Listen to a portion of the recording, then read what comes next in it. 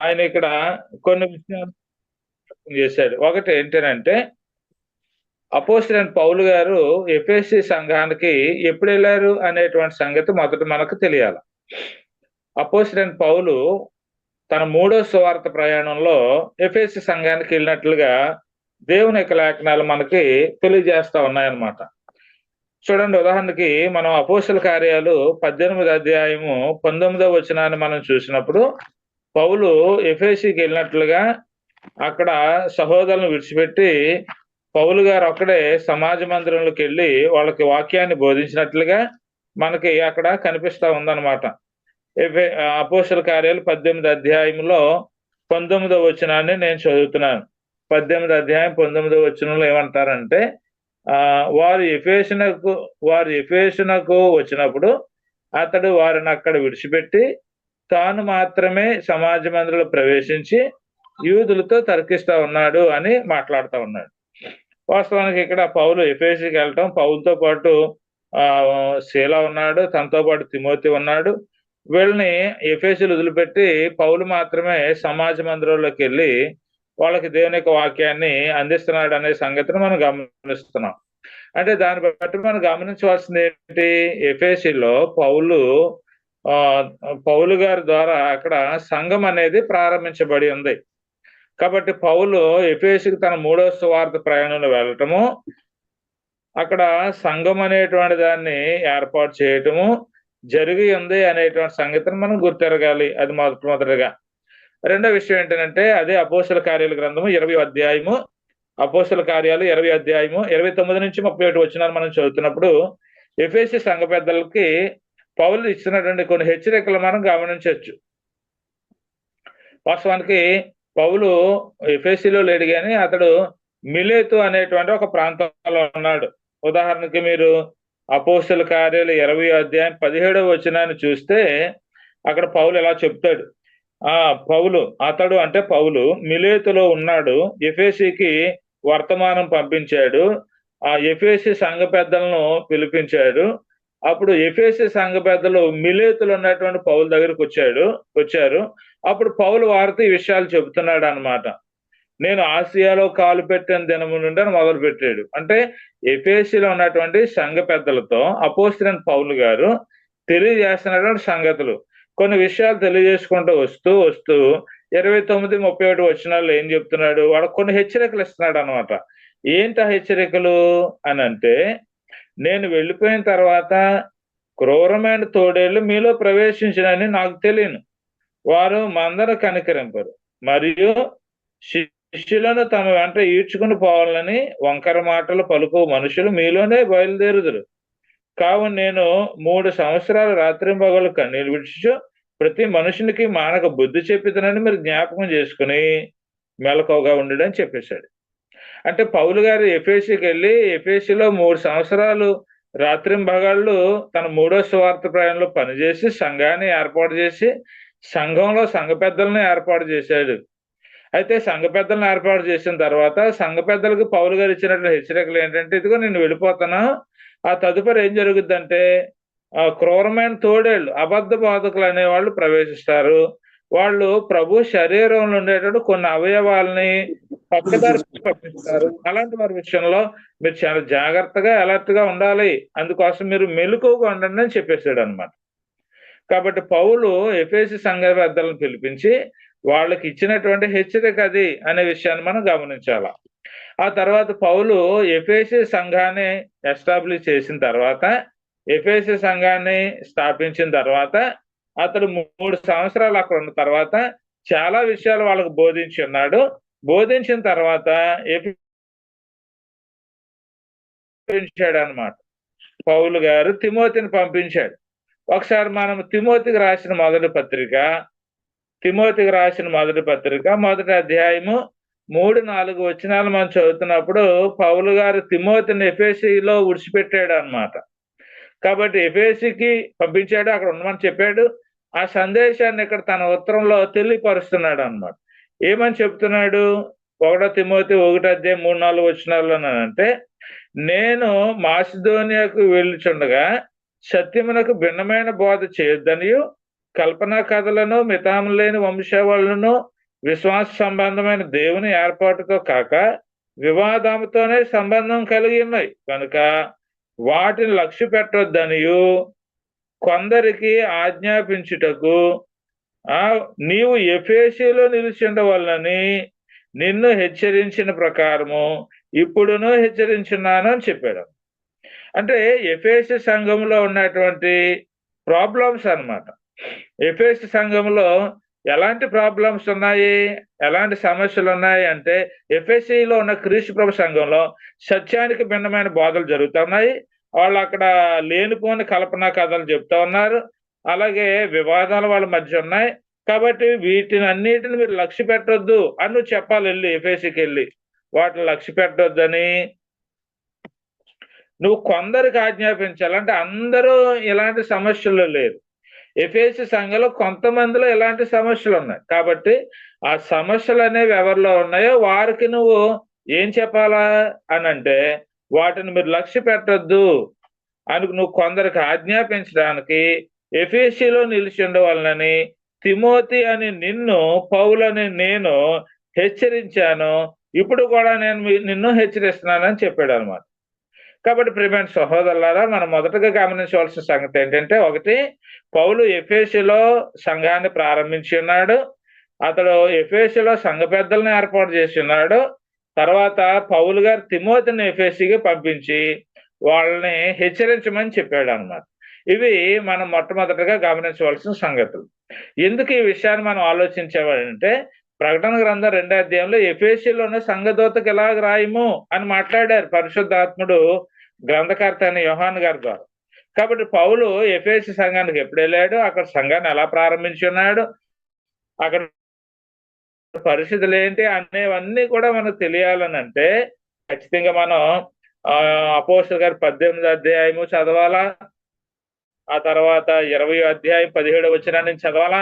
ఈ విషయాలన్నీ చదువుతూనే ఎఫెసీ పత్రిక కూడా మనం చదవలసినటువంటి అవసరం ఉంది. కాబట్టి ఈ విషయాలన్నీ మన మధ్యలో ఉన్నప్పుడు ఈ పత్రికని ఎఫెసీ సంఘానికి ఎందుకు రాసి ఉన్నాడో అనేది మనకు అర్థమవుతుంది. కాబట్టి ఆ విషయాన్ని మనం క్లుప్తంగా తేలిక పద్ధతిలో అర్థం చేసుకోవడానికి ఈ రోజు మనం ప్రయత్నం చేద్దాం. ఓకే, మన పాయింట్స్కి వచ్చేద్దాం.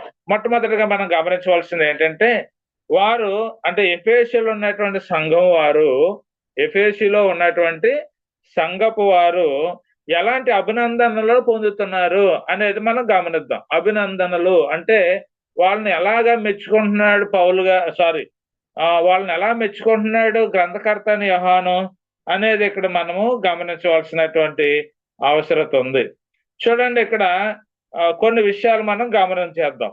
వారు ఎలాంటి అభినందనలు పొందారు, ఎలాంటి మెప్పు వాళ్ళు పొందారు అనేది మనం చూస్తే, ప్రకటన గ్రంథం 2వ అధ్యాయం 2వ వచనంలో మనకు ఒక 5 పాయింట్స్ చెప్తున్నాడు అనమాట. ఈ పాయింట్స్ ని మనం జాగ్రత్తగా గమనిద్దాం. వాళ్ళని ఎలాగ అప్రిషియేట్ చేశాడు గ్రంథకర్త, ఎఫెసీలో ఉన్న సంఘాన్ని ఎలాగో అప్రిషియేట్ చేశాడు, ఎలాగో అభినందించాడు అనేది ఇక్కడ మనం చూడాలి. చూడండి ఏమని చెప్తున్నారు 2వ వచనంలో అంటే, నెంబర్ 1, నీ క్రియలను, నీ కష్టమును, నీ సహనమును నెరుగుదును అని చెప్పాడు. అది మొట్టమొదటి పాయింట్. ఎఫెసీ సంఘాన్ని ఎలాగో అభినందిస్తున్నాడు దేవుడు, ప్రభువైన యేసుక్రీస్తు ఎఫెసీ సంఘాన్ని ఎలాగో అభినందిస్తున్నాడు అనేది మనం చూసినప్పుడు మొట్టమొదటిగా ఏం చెప్తున్నారట ప్రభువైన యేసుక్రీస్తు వారు అంటే, నీ క్రియలను, నీ కష్టమును నేను ఎరుగుదును. అది నెంబర్ 1. నెంబర్ 2, నీవు దుష్టులను సహింపలేవనియు అనేది చెప్పాడు. అంటే ఎఫెసీ సంఘం అనేది దుష్టులను సహించలేదు. అలాంటి ఒక మంచి గుడ్ క్యారెక్టర్ కలిగినటువంటి ప్రభు సంఘం అది.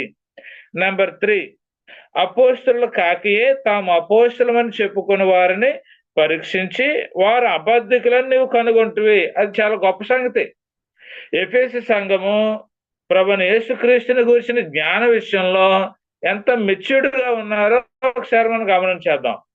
వాళ్ళు ఎలా ఉన్నారట, 3వ పాయింట్లో, అపోస్తలులు కాకుండా తాము అపోస్తలమని చెప్పుకుని వారిని పరీక్షించి వారు అబద్ధకులు అని కనుగొందట. ఈరోజు చాలా మంది మేము కూడా అపోస్తలుమే అని చెబుతున్నారు. వారి పేర్లకు ముందు అపోస్తలుడు గ్రంథం మనకు చాలా స్పష్టంగా తెలియజేసి ఉంది. మనకి గ్రంథం అపోస్తలుడు అంటే ఎవరు అనే విషయాన్ని ఎక్కడ తెలియజేసి ఉన్నారు అని అంటే అపోస్తల కార్యాల్లో 1వ అధ్యాయంలో 21వ వచనం నుంచి 26వ వచనం వరకు మీరు చూసినప్పుడు అపోస్తలుడు అని అంటే ఎవరు అక్కడ తెలియచేయబడు. యోహాను బాప్తిసం ఇచ్చింది మొదలుకొని యేసుక్రీస్తు వారు పరమునకు ఆరోహణుడై వెళ్ళేటంతటి వరకు జరిగిన సంఘటనలన్నీ చూసినవాడు విన్నవాడై ఉండాలి, అతడు అపోస్తలుడు అని గ్రంథం తెలియచేయబడు. కానీ ప్రకటన గ్రంథం రాసేటప్పటికి యోహాను గారు ఏం చెప్తున్నారు అంటే యేసు ప్రభు ద్వారా ఇదిగో కొంతమంది అపోస్తులు కాకపోయినా సరే మేము అపోస్తులు అని చెప్పుకునే వాళ్ళు ఆనాడే స్టార్ట్ అయ్యారట 1వ శతాబ్దంలో. అంటే సుమారుగా ఈ ప్రకటన గ్రంథం ఎప్పుడు రాయబడి ఉండొచ్చు అని అంటే అప్రాక్సిమేట్లీ 95, 96 లో ఈ ప్రకటన గ్రంథం రాసి ఉండొచ్చు. అప్పటికి ఎవరు వచ్చేసారట? అపోస్తులు కాకుండా దొంగ అపోస్తులు ప్రవేశించేశారు. ఎఫెసు సంఘం ఏం చేసిందట? కొంతమంది దొంగ అపోస్తులు వచ్చినప్పుడు వీళ్ళు దొంగ అపోస్తులు అని వాళ్ళని ఐడెంటిఫై చేసిందట. ఈరోజు మనముండే క్రీస్తు ప్రభు సంఘాల్లో విశ్వాసులు కూడా ఎవరు అబద్ధ బోధకులు, ఎవరు సత్యమైన బోధకులు అనేది ఐడెంటిఫై చేయాలి, లేకపోతే చాలా ప్రమాదం.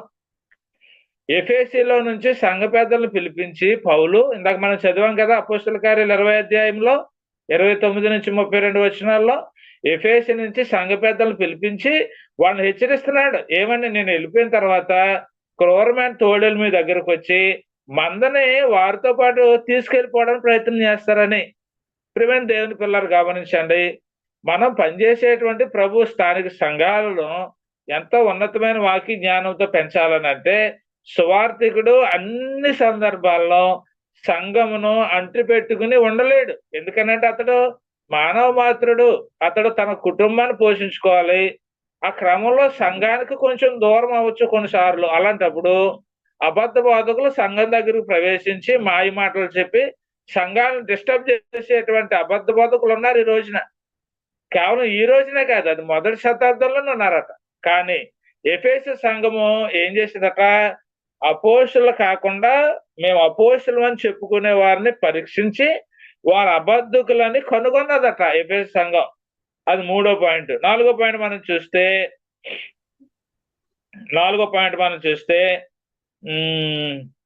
3వ వచనంలో ఏం చెప్తున్నారంటే, నీవు సహనము కలిగి నా నామము నిమిత్తం భారం భరించి అలయలేదని నేను ఎరిగింది. అంటే ప్రభువైన యేసుక్రీస్తు నామము నిమిత్తము భారాన్ని భరించి, శ్రమలను భరించి, బాధలను భరించి అలిసిపోలేదట ప్రభు సంఘం, ఎఫెసు సంఘం. అంటే ఎంత గుడ్ క్యారెక్టర్ కలిగింది సంఘం చూడండి. ఎంత ఎంత ఉన్నతమైనటువంటి అభినందనలు ఎఫెసు సంఘానికి ఇస్తున్నాడో చూడండి పరిశుద్ధాత్ముడు గ్రంథకర్త యోహాను ద్వారా. యేసుక్రీస్తు ప్రభువారు చెప్తున్నారు, నీవు సహనం కలిగి నా నామము నిమిత్తము భారం భరించావు, అలిసిపోలేదని నేను ఎరిగిదని అంటాడు. సంఘం క్రీస్తు ప్రభు కొరకు అంతగా ప్రయాసపడవలసిన అవసరం ఉంది. కానీ ఈ రోజున ఏం జరుగుతుందనంటే సంఘ సభ్యులు ఏం చేస్తున్నారంటే లేదా కూర్చున్నామా లేదా వచ్చేసామా లేదా అనేది చూస్తున్నారు తప్ప ప్రభుని క్రీస్తు నామం నిమిత్తం మనం భారాన్ని భరించగలగాలి. ప్రభుని క్రీస్తు నామం నిమిత్తం భారమును భరించాలి. ఏంటి భారం అంటే దేవుని వాక్యము ప్రభు సంఘంలో సువార్థికులు ఆ సంఘంలోని సభ్యులు ఆత్మీయంగా అభివృద్ధి చెందాలని, క్రీస్తు ప్రభులాగా వారు తయారవ్వాలని, వాళ్ళు తమ కుటుంబాన్ని పక్కన పెట్టేసి సంఘము ఆత్మీయతలో పెరగాలని ఎంతో ప్రయాసపడుతూ కష్టపడుతూ వాళ్ళ వాయిస్ని కూడా వాళ్ళు కోల్పోతూ టైంను మీ కొరకు కేటాయించి ఎన్నో ఉన్నతమైన విషయాలను మీకు చెబుతున్నప్పుడు అయ్యి బాబు వద్దులేండి బాబు అలసిపోయామండి, పనిలోకి వెళ్ళామండి, మోకాళ్ళు కాళ్ళు అవుతున్నాయి, కూర్చోలేకపోతున్నామండి, ఇంకోసారి పెట్టుకుందామండి అని సాకులు చెప్పి మానేసే సంఘ సభ్యులు ఎంతో మంది ఉన్నారు ప్రియమైన దేవుని పిల్లలు. కానీ ఎఫెసు సంఘం ఎలాంటిదట? క్రీస్తు ప్రభు నామం నిమిత్తము భారము కలిగినప్పటికి కూడా అలసిపోకుండా ఉన్నారట వాళ్ళు. అంత మంచి లక్షణాలు కలిగినటువంటి సంఘము ఎఫెసు సంఘం. ఆ ఎఫెసు సంఘాన్ని గురించి మరొక అభినందన తెలియజేస్తున్నాడు 6వ వచనంలో. 6వ వచనంలో ఈ ఒకటి నీలో ఉన్నది, ఈ ఒకటి నీలో ఉందట. ఎఫెసు సంఘం ఉందట, నికోలాయితుల క్రియలు నీవు ద్వేషిస్తున్నావు అన్నాడు అనమాట. అంటే నికోలాయితుల క్రియలను ద్వేషిస్తున్నావు అన్నాడు. ఇక్కడ పాయింట్ మీరు గమనించాలి. నికోలాయితులు అనే వారిని ద్వేషించట్లేదు. నికోలాయితులు అనే వారిని ద్వేషించట్లేదు కానీ మరి ఎవరు ద్వేషిస్తున్నారట? నికోలాయితులు అనబడిన వారు చేసే క్రియలను ద్వేషిస్తున్నారు.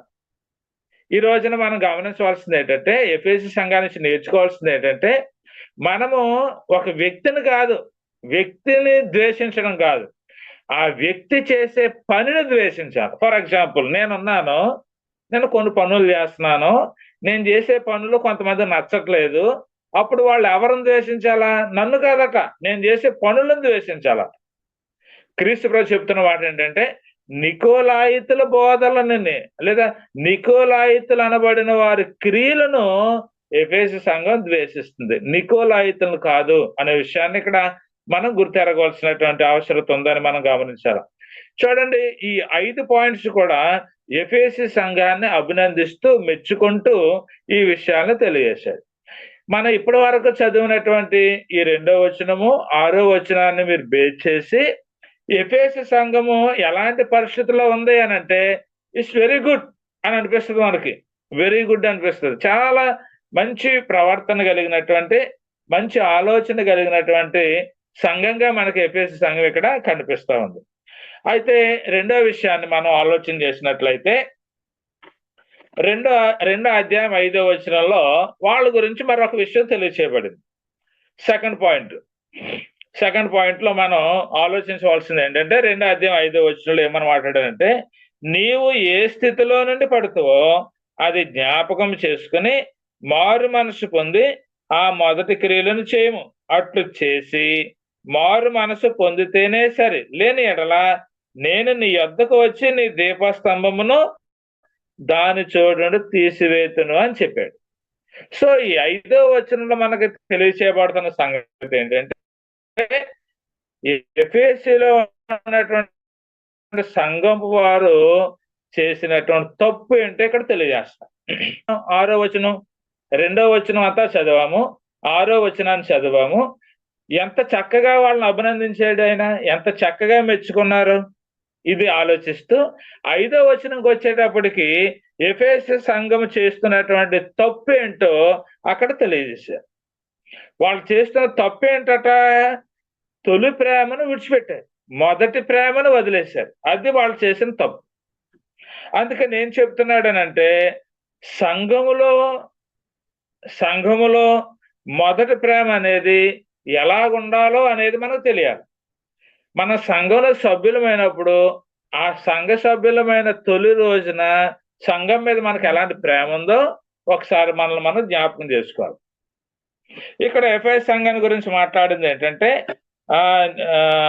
5వ వచనం ముందుకెళ్తే 4వ వచనంలో చెప్తున్న మాట, అయినను మొదట నీకుండిన ప్రేమను వదిలితివి, నేను నీ మీద తప్పు ఒకటి మోపవలసి ఉంది.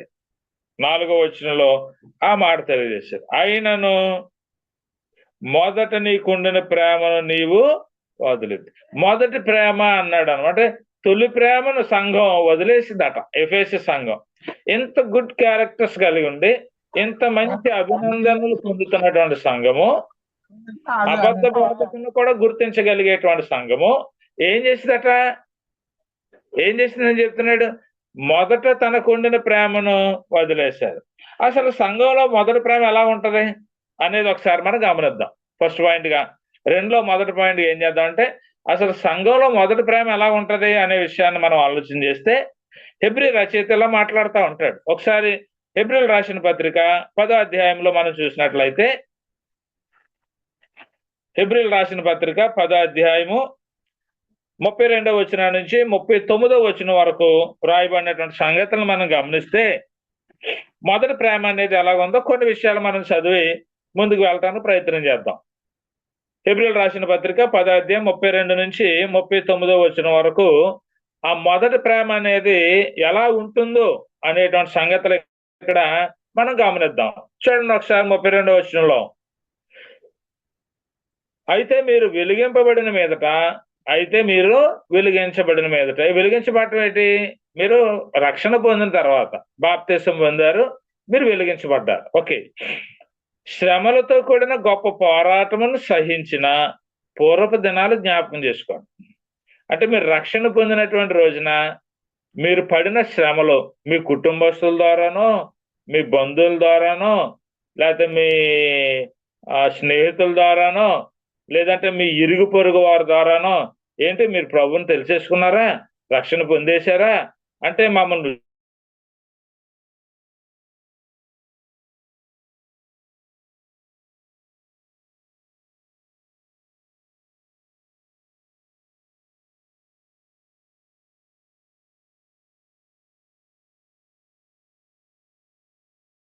చేస్తారట ఆ రోజున. అవసరమైతే కుటుంబాన్ని వదులుకున్నారు, అవసరమైతే బంధువులను వదులుకున్నారు, అవసరమైతే స్నేహితులను వదులుకున్నారు, అవసరమైతే ఇరుగు పొరుగు వారిని వదులుకున్నారు. మాకు క్రీస్తు ప్రభువే కావాలి అని అనుకున్నారు ఫస్ట్‌ని. కానీ ఇప్పుడేమైంది? ఇప్పుడేమైంది? అది మనం ఇక్కడ గమనించాలి. అంటే మొదటి ప్రేమ అనేది ఎలాగుందట చెబుతున్నాడాయన. శ్రమలతో కూడిన గొప్ప పోరాటమును సహించిన పూర్వపు దినాలను మీరు జ్ఞాపకం తెచ్చుకోండి. అవి జ్ఞాపకం తెచ్చుకోండి ఒకసారి. ఆ పూర్వపు దినాల్లో ఉన్న ప్రేమ ఉందా ఇప్పుడు? ప్రభు సంఘంలో ఉండేటువంటి ఒక సభ్యుడిగా గాని, ఒక సభ్యురాలుగా గాని? ఆ పూర్వం ఉన్న ప్రేమ లేకపోవటం వల్ల ఎన్ని నష్టాలు జరుగుతాయో, ఎన్ని ఇబ్బందులు జరుగుతాయో, ఎలాంటి సమస్యలు ఏర్పడతాయో అనేది మనం గమనించాలి ప్రియమైన దేవుని పిల్లారు. ఉదాహరణకి మీకు ఒక విషయం చెప్తాను. రేపు ఒక వ్యక్తి వివాహం జరగబోతా ఉందనుకోండి. అప్పుడు ఇద్దరు యవ్వన బిడ్డలు ఒకటవుతారు. వాళ్ళు వివాహం చేసుకుని భార్యాభర్తలవుతారు. ఆ భార్యాభర్తలైనటువంటి ఫస్ట్ డే వాళ్ళ మధ్య ఉండే ప్రేమ ఎంత గొప్పది. అప్పుడు వాళ్ళు అన్ని విషయాలు చక్కగా మాట్లాడుకుంటారు. కానీ రాను నువ్వు వేరు, నేను వేరు, నీది వేరు, నాది వేరు, ఇది నాది, ఇది నీది అని మాట్లాడు. అలా ఎప్పుడైతే అనుకుంటారో వాళ్ళ మధ్య సమస్యలు, ఇబ్బందులు వస్తూ ఉంటాయి. కాబట్టి మొదటి ప్రేమ అనే దానిని చనిపోయేదాకా వదలకూడదు. ఆ మొదటి ప్రేమ అనేది ఎలా ఉంటుందని చెప్తున్నాడు చూసారా? శ్రమలతో కూడిన గొప్ప పోరాటాలు సహించిన పూర్వపు దినాలు మీరు జ్ఞాపకం తెచ్చుకోండి. ఒక విధంగా చూస్తే మీరు నిందలను బాధలను అనుభవించడం చేత 10 మందిలో ఆరటపడుతురి. మరొక విధం చూస్తే వాటిని అనుభవించిన వారితో పాలువారయ్యారు. ఎలానగా చూడండి మొదటి ప్రేమ ఎలాంటిదో చెప్తున్నాడు ఇక్కడ 34వ వచనంలో. ఎలానగా మీరు ఖైదీలో ఉన్న వారిని కరుణించి మీకు మరి శ్రేష్టమైనది స్థిరమైనదినైనా స్వాస్యమైనదని ఎరిగి మీ ఆస్తిని కోల్పోవడానికి సంతోషంగా ఒప్పుకున్నారు. అదే తొలి ప్రేమ అంటే. తొలి ప్రేమ ఎలాంటిదో 34వ వచనం చాలా క్లియర్గా చెప్పేశాడు. ఎలాంటిదట తొలి ప్రేమ? ఎలాగుంటదట తొలి ప్రేమ అంటే? ఖైదీలో ఉన్న వారిని కరుణించారు. అంటే చెరసాలలో ఉన్నవారిని, సమస్యల్లో ఉన్నవారిని, బాధల్లో ఉన్నవారి పట్ల కరుణించారట. అలా కరుణించడానికి వాళ్ళు ఏం చేశారట? వారి ఆస్తిని కూడా కోల్పోవడానికి చాలా సంతోషంగా ఇష్టపడ్డారు. అంటే ఆస్తులను అమ్మేసి అవసరాల్లో ఉన్న వాళ్ళని ఆదుకోవడానికి, ఆ అవసరాల్లో ఉన్న వాళ్ళని కరుణించడానికి వారి ఆస్తిని కోల్పోవడం చాలా సంతోషపడ్డారట. అది తొలి ప్రేమ. కానీ ఇప్పుడేంటి? ఆడు 100 ఇస్తే నాకేమవుతుంది అనేది స్వార్థం పెరిగిపోయింది. కాబట్టి ఎఫెసు సంఘం మీద తప్పు ఒకటి మోపవలసి ఉందని ఎందుకన్నాడు 4వ వచనం అంటే, వాళ్ళకు మొదట ఉన్న ప్రేమను వదిలిపెట్టేశారు. అందుకని వాళ్ళ మీద తప్పు ఒకటి మోపవలసి ఉంది. కాబట్టి ప్రియమైన దేవుని పిల్లలారా, సంఘంలో మొదటి ప్రేమ ఎలా ఉంటుంది అని అంటే ఇది ఇలాగ ఉంటుంది 34వ వచనంలో. 35వ వచనం ఏమంటే, కాబట్టి మీరు ధైర్యం విడిచిపెట్టకండి, దానికి ప్రతిఫలంగా గొప్ప బహుమానం కలుగును. మీరు దేవుని చిత్తం నెరవేర్చిన వారు వాగ్దానం పొందిన నిమిత్తం మీకు ఓరు అవసరమై ఉంది. ఇక కాలం బహు కొంచెముగా ఉన్నది. వచ్చుచున్నవాడు ఆలస్యం చేయకొచ్చును. నా ఎదురు నీతిమంతుడైన విశ్వాస మూలంగా జీవించిన గాని అతడు వెనుక తీసిన అతని యందు ఆత్మకు సంతోషం ఉండదు. అయితే మనము నశించుటకు వెనుతీవారం కాము, కానీ ఆత్మను రక్షించుకున్నటకు విశ్వాసం గలవారమై ఉన్నాం. మన ఆత్మలు రక్షించుకోవడానికి విశ్వాసం కలిగి మనం ఉండాలి. ఆ తొలి విశ్వాసాన్ని లేదా ఆ మొదటి ప్రేమను, ఆ తొలి ప్రేమను వదలకూడదు అనే సందేశాన్ని మనకి తెలియజేస్తున్నాడు. అయితే ఎఫెసు సంఘం ఏం చేసిందట? ఆ తొలి ప్రేమను వదిలేసింది. కాబట్టి ప్రేమ తగ్గిపోతుంది సంఘాల్లో. ఆనాడు ఎఫెసు సంఘంలోనూ ప్రేమ తగ్గిపోయింది. కాబట్టి పరిశుద్ధాత్ముడు గ్రంథకర్తను యోహాను ద్వారా ప్రభు మాటగా ఏం చెప్తున్నాడు అనంటే, నీవు మొదట నీకుండిన ప్రేమను వదిలేసావు, అంటే ప్రేమ తగ్గిపోతుంది. ప్రియమైన దేవుని పిల్లారా, మనం గమనించాలి. ఈ పత్రికను మనం చదువుతున్నప్పుడు ప్రభు సంఘాలుగా ఉన్నటువంటి మనలో ఆ తొలి ప్రేమను గనక మనం కోల్పోతా ఉంటే, మన మీద కూడా పరిశుద్ధాత్ముడు తప్పు ఒకటి మోపాల్సి వస్తుంది. తప్పు మోపాల్సి వస్తుంది.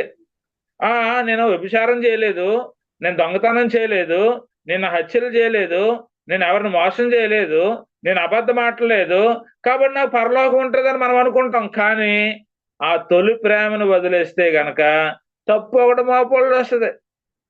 మీకు అర్థమైందన్నమాట.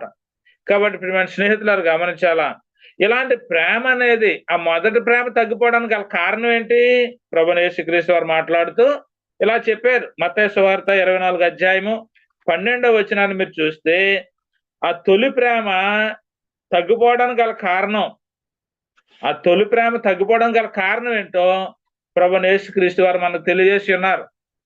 చూడండి ఒకసారి మత్తయి సువార్త 24 అధ్యాయం 12వ వచనంలో, అక్రమము విస్తరించుట చేత అనేకులలో ప్రేమ చల్లారిపోతుందని తెలియజేశాడు.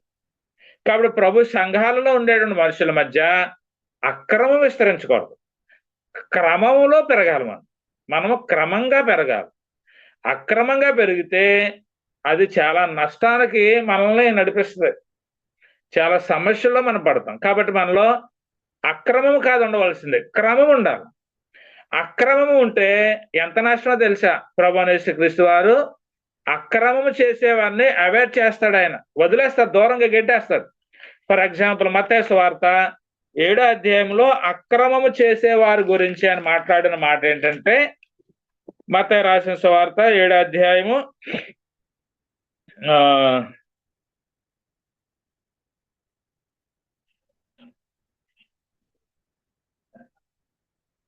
ఇలా మాట్లాడు. 23వ వచనం, మత్తయి సువార్త 7వ అధ్యాయం 23వ వచనంలో ప్రభువైన యేసుక్రీస్తు వారు అక్రమము చేసేవారిని ఆయన దగ్గర చేర్చుకుంటాడా, దూరంగా పెంపేస్తాడా అనేది ఇలా రాశాడు ఆయన. అప్పుడు నేను మిమ్మల్ని ఎన్నడూ ఎరగను, అక్రమము చేయవారులారా, నా యొద్ద నుండి పొండని వారితో చెప్తానని చెప్పేశాడు. చూసారా, అక్రమము అనేది ఉంటే ప్రభు తన దగ్గరికి ఎవరిని రానివ్వడు. క్రమముగా ఉంటే క్రమము కలిగిన వారిని ప్రభు తన దగ్గరికి రానిస్తాడు. క్రమముగా ఉన్నటువంటి వారిలో ప్రేమ పెరుగుతుంది. క్రమముగా ఉంటే ప్రేమ పెరుగుతుంది. అక్రమముగా ఉంటే ప్రేమ చల్లారిపోద్ది. అక్రమముతో ఉండి ప్రేమ చల్లారిపోతా ఉంటే నీ మీద తప్పు ఒకటి మోపాల్సి వస్తుంది. నువ్వు దొంగతనం చేయకపోయినా, హత్య చేయకపోయినా, వ్యభిచారం చేయకపోయినా, జారత్వం చేయకపోయినా, మోసం చేయకపోయినా, ఇంకా ఎలాంటి చెడ్డ పని చేయకపోయినా, అక్రమము చేస్తే ప్రేమ తగ్గిపోతుంది. కాబట్టి ఏం చేస్తారట, నీ మీద తప్పు ఒకటి మోపాల్సి వస్తుందని చెప్పాడు. కాబట్టి ఎఫెసు సంఘానికి చెప్పినటువంటి మాట ఏంటంటే, ఎఫెసు సంఘంలో కొందరికి మొదటి ప్రేమ లేదు, కొందరికి మొదటి ప్రేమ లేదు. కొంతమందికేమో ప్రేమ అంటే ఏంటో తెలియదు. ప్రేమ అంటే ఏంటో తెలియని వాళ్ళు ఉన్నారు. ప్రేమ అంటే ఏంటో తెలుసుండి కూడా ప్రేమించేవారు ఎఫెసు సంఘంలో లేరు. అందరూ కాదు, కొందరికి మొదటి ప్రేమ లేదు, కొందరికి ఏం మొదటి ప్రేమే తెలియదు, ప్రేమించడం అంటే ఏంటో తెలియదు. ఇలాంటి పరిస్థితుల్లో ఎఫెసు సంఘం ఉంది. కాబట్టి 2వ వచనంలో ఏం చెప్తున్నా, క్షమించాలా, 2వ అధ్యాయం 5వ వచనంలో ఆయన ఏం తెలియజేస్తున్నాడు అని అంటే, వారు చేస్తున్న తప్పు ఏంటో తెలియజేశాడు అనమాట. కాబట్టి ఆ మొదటి ప్రేమను కలిగి ఉండాలనేటువంటి సంగతి తెలియజేస్తూనే వాళ్ళకి ఒక హెచ్చరిక అనేది ఇచ్చాడు అనమాట. ఏంటా హెచ్చరికట? మొదటి ప్రేమ విషయంలో వారు ఏం చేయాలన్నాడనంటే, ఆ ప్రేమను వాళ్ళు ఏం చేయాలట, జ్ఞాపకము చేసుకోవాలా. అది 5వ వచనంలో ఆయన మనకి తెలియజేస్తున్నాడు. నీవు ఏ స్థితిలో నుండి పడిపోయావో అది జ్ఞాపకము చేసుకో. ఆ మొదటి ప్రేమలో నుంచి పడిపోయావు, ఆ మొదటి ప్రేమ నువ్వేం చేయాలా, జ్ఞాపకం చేసుకోవాలా. ఉదాహరణకి ఇందాక నేను చెప్పాను భార్య భర్తల గురించి. కొత్తగా పెళ్ళైనప్పుడు భార్యతో భర్త అంటాడు, నీకు సున్నుండలు తెస్తాను, మైసూరుపాకం తెస్తాను, కాజాలు తెస్తాను, నీకు అయితే తెస్తాను, ఇది తెస్తానని చెప్తాడు. అవి తెస్తే ఓకే. తేలేదనుకోండి, కొన్ని సంవత్సరాలు అయిపోయిన తర్వాత, పిల్లలు పుట్టేసిన తర్వాత వాళ్ళ అమ్మ చెప్తేది అనమాట, మరి బాబు మీ నాన్న చెప్తాడా ఉట్టిదారా బాబాయ్ అన్నీ, నాకు పెళ్ళైన కొత్తలో కూడా నీకు మైసూరు పాకం తెస్తానన్నాడు, ఇప్పుడు తేలేదురా మీ నాన్న అని చెప్తుంది. అంటే వాళ్ళు మొదట కలిగిన ప్రేమను కోల్పోతే అది లైఫ్ లాంగ్ వాళ్ళ మీద ప్రభావం చూపిస్తుంది. కాబట్టి ఇక్కడ మనం చాలా జాగ్రత్తగా ఆత్మ సంబంధమైన విషయాలను అర్థం చేసుకోవడం ప్రయత్నం చేయాలి. వాళ్ళకి ఎలాంటి హెచ్చరిక ఇచ్చాడనంటే, వాళ్ళు మొదటి ప్రేమ విషయంలో వారిని ఏం చేయమంటున్నాడు, ఆ మొదటి ప్రేమను నువ్వు జ్ఞాపకం చేసుకోవాలా అని చెప్పాడు. రెండోది మారు మనసు పొందాలా అని చెప్పాడు. మూడోది ఆ మొదటి క్రియలను చేయమన్నాడు. ఇప్పుడు చేసే క్రియలు ఆయనకు నచ్చలా, ప్రజెంట్ లో చేసే క్రియలు ఆయనకు నచ్చలా, మొదటగా చేసిన క్రియలు ప్రభుకి నచ్చాయి. అందుకని ఏమంటున్నాడు, ఆ ప్రేమను జ్ఞాపకం చేసుకోవాలని చెప్పాడు, మారు మనసు పొందాలని చెప్పాడు. ఆ తర్వాత ఇంకొక విషయం ఏంటట, ఆ మొదటి క్రియలనే వాళ్ళని చేయమని చెప్పాడు. ఇది వాళ్ళకి ఇచ్చినటువంటి హెచ్చరిక. ఒకవేళ ఆ మొదటి ప్రేమను అనుసరించకపోతే, ఆ మారు మనసు పొందకపోతే, ఆ మొదటి క్రియలు చేయకపోతే వాళ్ళకి ఎలాంటి శిక్ష వస్తుందట, ఎలాంటి శిక్ష వస్తుందట? అదే 5వ వచనంలో చెప్పాడు, నేను నీ యొద్దకు వచ్చి నీ దీపస్తంభమును దాని చోట నుండి తీసేస్తానని చెప్పాడు. చూసారా, ఆ తొలి ప్రేమ, ఆ మొదటి ప్రేమ మనం కలిగి లేకపోతే, మహోన్నతుడైన దేవుని కుమారుడు ఆ మొదటి ప్రేమను కలిగి ఉండే చాయిస్ మనకి ఇచ్చాడు, ఆ అవకాశాన్ని మనకి ఇచ్చాడు. కాబట్టి మనము మొదటి ఆ ప్రేమను జ్ఞాపకం చేసుకోవాలి, ఆ మారు మనసు మనం పొందాలా, ఆ తర్వాత ఆ మొదటి క్రియలు మనం చేయాలి. ఈరోజు చాలా మంది ఏం చెప్తారనంటే, ఇదిగో నువ్వు పాపం చేసావు మళ్ళీ ఇంకోసారి బాప్తిసం పొందని చెప్తారు. ఇక్కడ ప్రేమను వదిలేస్తే మళ్ళీ బాప్తిసం పొందాలని చెప్పట్లా. రెండోసారి బాప్తిసం పొందడం అనేటువంటి ఆ సెన్స్ వేరు, ఆ టర్మ్స్ వేరు. అపోస్తల కార్యాలు 19వ అధ్యాయంలో చెప్పబడిన విధానం వేరు, రెండోసారి వాళ్ళు బాప్తిసం పొందిన విధానము వేరు. కానీ ఈ రోజున చాలా మంది క్రీస్తు సంఘంలో కూడా ఏం చేస్తున్నారంటే, ఒకసారి క్రీస్తు సంఘంలో బాప్తిసం పొందిన తర్వాత మళ్ళీ ఇంకో బోధకు ఆకర్షితులయ్యి ఆ బోధలకు వెళ్ళిన తర్వాత మళ్ళీ అక్కడ బాప్తిసం పొందుతున్నారు. అది చాలా తప్పది. ఇక్కడ చూడండి, ఎఫెసు సంఘాన్ని చూడండి, ఎఫెసు సంఘము తొలి ప్రేమను వదిలేశారు, తప్పు మోపబడింది. కాబట్టి తప్పు మోపబడిన తర్వాత వాళ్ళు మరి రెండోసారి బాప్తిసం పొందాలిగా, పొందలేదు. కానీ ఏం చేయమని చెప్తున్నాడు పరిశుద్ధాత్మనంటే, నువ్వు చేసిన తప్పుకు మారు మనసు పొందు, మళ్ళీ మొదటి క్రియలు చేయి అని చెబుతున్నాడు. అది మనం ఎక్స్పోజ్ చేయవలసినటువంటి సంగతి. కొంతమంది కొంత టీంని ఏర్పాటు చేసుకుని ఆ టీంని లీడ్ చేసే వాళ్ళు ఏం చేస్తున్నారంటే, నువ్వు రెండోసారి బాప్తిసం పొందు అని చెప్తున్నారు. ఒకసారి క్రీస్తు సంఘంలో బాప్తిసం పొందిన తర్వాత, ఒకసారి క్రీస్తు సంఘంలో బాప్తిసం పొందిన తర్వాత రెండోసారి బాప్తిసం పొందనవసరం లేదు. మరి ఏం చేయాలంటే, నువ్వు మత్శాఖల్లో బాప్తిసం పొందావనుకో, అప్పుడు క్రీస్తు సంఘంలో బాప్తిసం పొందాలి. మరి ఇప్పుడు ఏం చేయాలనంటే, నువ్వు మారు మనసు పొందు, అయ్యో నేను రక్షణ పొందాను, నేను బాప్తిసం పొందాను, నేను ఇలాంటి తప్పు చేయకూడదు, దేవుడు నాకు మారు మనసు పొందే అవకాశం ఇచ్చాడు, కాబట్టి నేను మారు మనసు పొంది నేను మొదటి క్రియలు చేయాలి అని చెప్పి ఆ మొదటి క్రియలు చేయాలి. ఒకవేళ చేయకపోతే శిక్ష ఉంది. ఏంటా శిక్ష?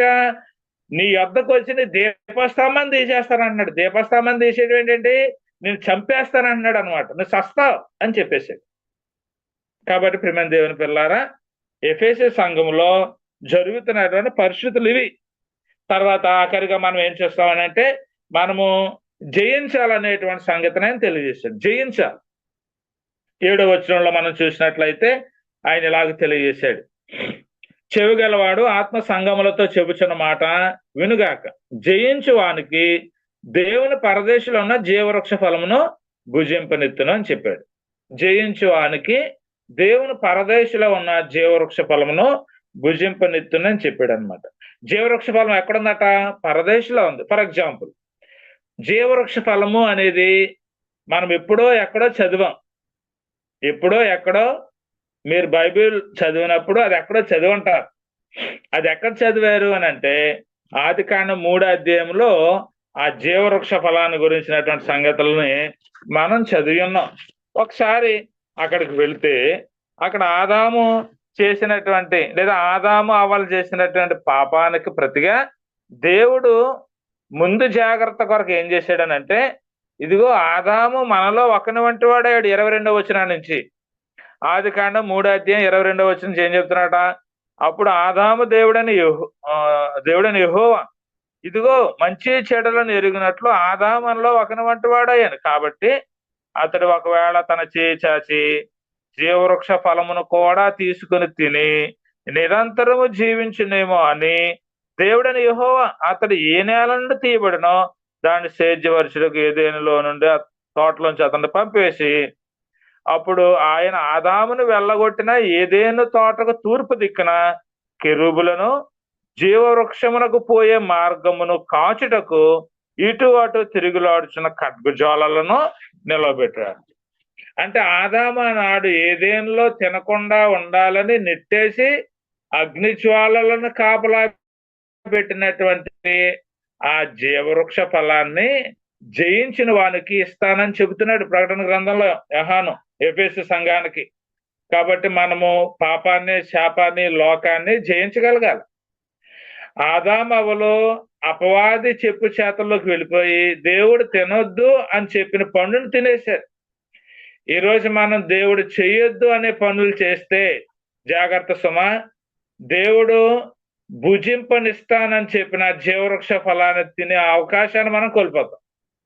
కాబట్టి ఇక్కడ ఏమని చెప్పాడంటే జయించువానికి దేవుని పరదేశంలో ఉన్న జీవవృక్ష ఫలమును భుజింపనిస్తాను అని చెప్పేశాడు.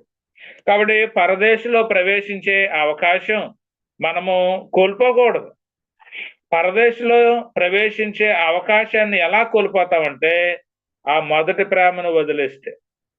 కాబట్టి ఎఫెసు సంఘం మీద మోపబడిన తప్పు ఏంటంటే వాళ్ళు మొదటి ప్రేమను వదిలేశారు. కాబట్టి వాళ్ళు మారు మనసు పొందితే, మొదటి క్రియలు చేస్తే జీవవృక్ష ఫలాన్ని తినే అవకాశాన్ని వాళ్ళకి ఆయన అనుగ్రహించి ఉన్నాడు అనే సంగతిని మనం గుర్తెరగాలని మనవి చేస్తూ, మనము ఏ స్థానిక ప్రభు సంఘములో అయితే ఉన్నామో ఆ సంఘము దగ్గర నమ్మకం కలిగి ఉండవలసిన అవసరం ఉంది.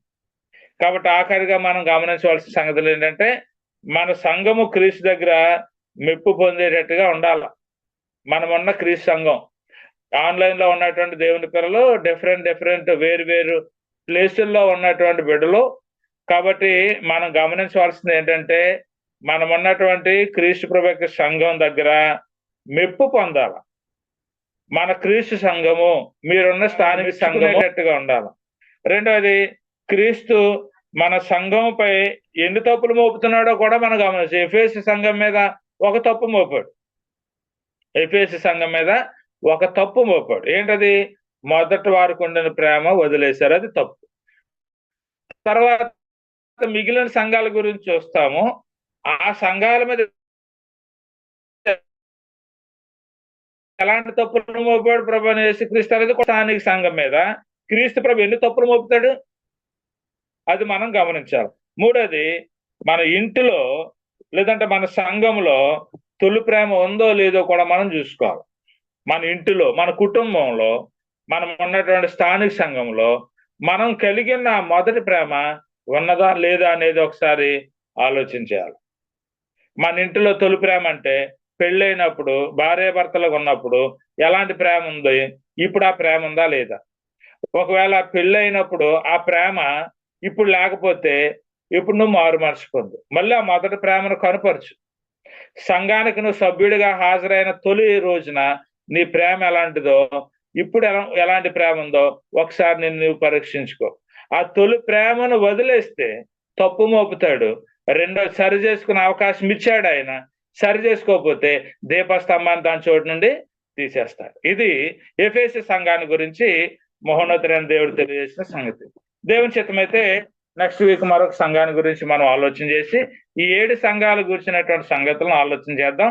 ఇంతవరకు నాతో కలిసి దేవుని యొక్క వాక్యాన్ని ఆలోచించిన మీకు నా హృదయపూర్వకమైన వందనాలు తెలియజేస్తూ, మనకి ఇలాంటి అవకాశాన్ని సహవాసాన్ని ఇచ్చినటువంటి దేవాదేవునికి అలాగే సహోదరులు సూర్యతేజ గారికి హృదయపూర్వకమైన వందనాలు తెలియజేస్తాం.